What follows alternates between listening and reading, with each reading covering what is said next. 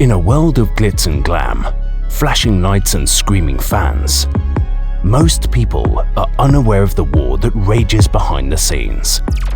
And that war includes your favorite artist and your favorite songs. This is The Dark Side of Songwriting. Hosted by Naeem Edwards.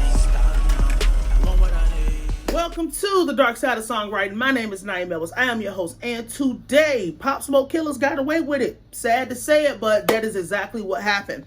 A brief refresher of what happened to Pop Smoke. He was in LA a few years ago. He was throwing a house party or whatever. He's all on Instagram doing what young motherfuckers do, flashing up the bags because Michael Mary sent him some new clothes or whatever the hell. But Michael Mary put the address on the front of the bag, and Pop Smoke, not paying attention and not knowing about California's B&E, breaking and entering, robbery culture, especially of rappers, because California is a rapper's graveyard. Flashing the bags on Instagram, doing what people do, posting their whole life on the internet. Some young, stupid kids saw that Pop Smoke was in the area. They went over there, broke into the house, whether it be via help from people who was in the house or they just put two and two together like anybody could, because he did put his address online. Broke into the house, beat his ass in the shower, shot him and killed him. They had to haul him out the house. He was pronounced dead. That is what happened with Pop Smoke. Now, a development and all of that happening because for some reason, due process takes years and years and years when it's some type of rapper, because we know the justice system then the system doesn't give a fuck when a rapper dies. Who gives a fuck when a rapper gets killed, you know? They was probably looking for some type of way to weasel these people out of it, because California, Pop Smoke did have some issues with some bullshit about a car in California, but that's neither here nor there. One of his killers got sentenced to 4 years in juvenile, and I think it's like 4 years and 2 months in juvenile until he turned 25. And the other two people who was juveniles, they have not been sentenced. And, you know, they've been charged, but they have not been sentenced or convicted or whatever. They haven't been sentenced yet. They said that Pop Smoke killer, the person who is responsible for pulling the trigger and stealing a Rolex they only sold for like a few $1,000s. I think it was either $2,000 or $4,000.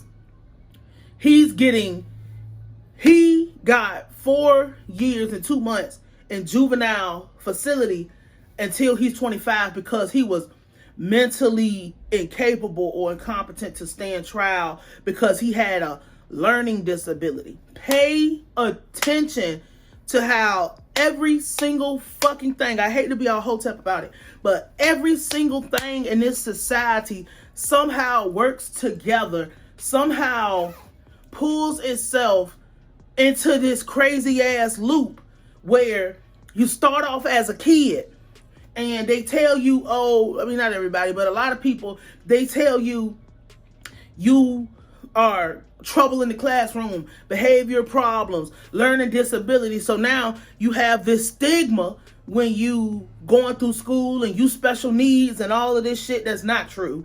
But all of this shit plays into the part when you get older. Now when you commit a crime against somebody that look like you, because make no mistake about it, if they would have robbed Justin Bieber, these motherfuckers would be under the jail. Point blank, period. It wouldn't have been no goddamn niggas if they robbed Post Malone or G-Eazy or Macklemore, or they wouldn't have robbed them and them. But like, I ain't gonna say that.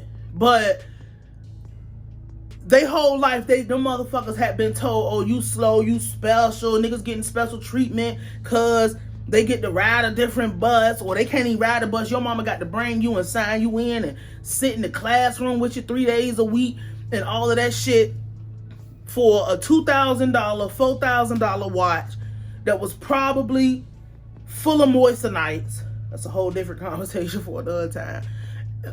For you to stand in front of a judge, you took away somebody who didn't do shit to you. You had no reason to kill Pop Smoke other than you wanted some jewelry. 4 years. Not life in prison.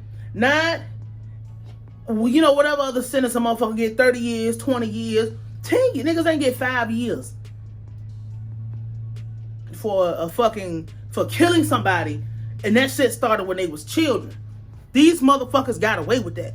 4 years in jail, or 4 years incarcerated, because juvenile for whatever. 4 years incarcerated for a murder, that is a great deal.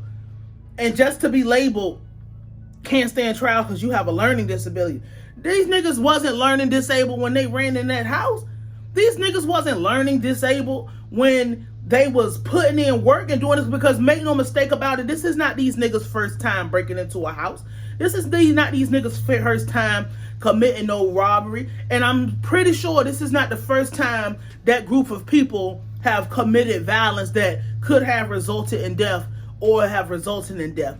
It might not have been, this might be their first killing, because he claimed in the trial that he panicked and he didn't mean to shoot him, but he shot him anyway. And it's just like, they got away with it, y'all. It is what it is. They got away with it. It is what it is. Perfect deal. I'm sure the other two, because if it's one special needs bitch in the pack, it's a whole nother special needs bitch in the, they all probably special.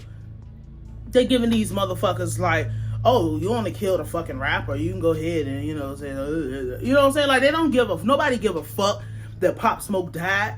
You an outsider. Nobody gave a fuck when Nipsey Hussle was killed. They got away with it. That's all I'm saying. So, thank you for tuning in. My name is Naeem Edwards. I will holler at you.